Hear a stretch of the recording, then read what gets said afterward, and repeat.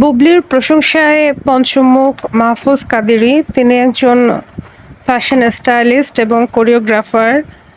একসময় তার সাথে অপু বিশ্বাসের সম্পর্ক খুবই ভালো ছিল। সে অপু বিশ্বাস ছাড়া একসময় কোনো কাজই করতো না বলা চলে।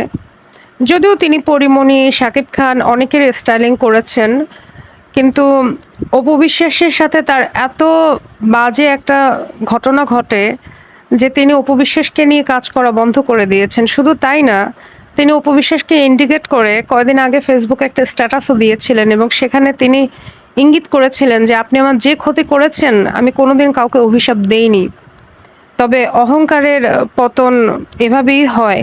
এখন আপনাকে আর কেউ কাজে ডাকছে না। আপনারা বুঝতেই পারছেন অপু বিশ্বাসকে আদতে কেউ কাজে ডাকে না, এই বারিশ সাহক এবং গৌতম সাহা দাদা ছাড়া। এবং দেখেন বারিশ সাহকেরও এখন অবস্থা তেমন একটা ভালো না, শোচনীয়। আমার মনে হচ্ছে বারিশ সাহকও আস্তে আস্তে ফল ডাউন করবে এবং গৌতম সাহা আসলে আর কতদিন।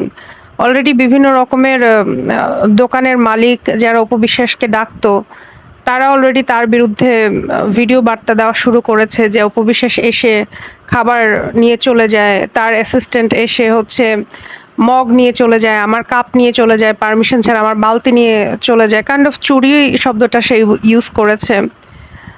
তো আস্তে আস্তে অপু বিশ্বাসের দিন আসলে শেষের দিকে বলা যায়। সিনেমায় সে কোনো কাজই আসলে পাচ্ছে না। সে যতই বলুক অভিনয় না জানলে, আপনি যদি একটু দেখতে অসুন্দর হন কিন্তু অভিনয় জানেন তাহলে হয়তো আপনাকে কোনো সাইড ক্যারেক্টার দিতে পারে, বা অভিনয় নির্ভর হয়তো কোনো প্রধান ক্যারেক্টারও দিতে পারে। আর আপনি যদি সুন্দরী হন প্লাস অভিনেত্রী, অভিনয় ভালো জানেন, তাহলে তো আপনার জনপ্রিয়তা আকাশচুম্বী। কিন্তু আপনার যদি দুটোই না থাকে তাহলে আসলে আপনাকে কৌতুক অভিনেত্রী হিসেবেও কেউ রাখবে না।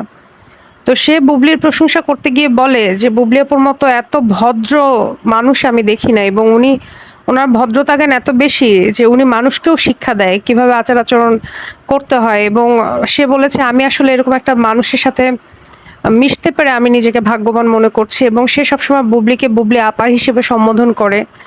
এই জিনিসটা আমার খুবই ভালো লেগেছে। এবং আমি সত্যি কথা বলতে শবনম ইয়াসমিন বুবলিকে আমি পছন্দ করি এই কারণেই যে তার বিহেভিয়ার, দিন শেষে না বিহেভিয়ার ম্যাটার করে। আপনি যত যাই বলেন না কেন, আপনি যদি ভালো বিহেভ করেন না, এটা মানে এটার পুরস্কার আপনি পরকালেও পাবেন। আল্লাহ তাআলা এটার পুরস্কার আপনাকে দিবে। এবং সবচেয়ে মানে একটা হাদিসও তো এরকম আছে যে সবচেয়ে নেককার বান্দা হচ্ছে সে যার ব্যবহারে মানুষ সন্তুষ্ট। এরকমই কি যেন একটা কথা আছে। মোট কথা সৎ ব্যবহার হচ্ছে সবচেয়ে একটা মানুষের ভালো এবং সর্বোৎকৃষ্ট কম্পোনেন্ট একটা মানুষের লাইফের। তো আমরা অপু বিশ্বাসের ক্ষেত্রে সেটা খুবই মিসিং দেখি। স্বার্থ যদি কারোর ক্ষেত্রে থাকে সেক্ষেত্রে তিনি হয়তো কিছুটা ভালো বিহেভ করার ট্রাই করে বা আন্তরিকতা দেখানোর ট্রাই করে।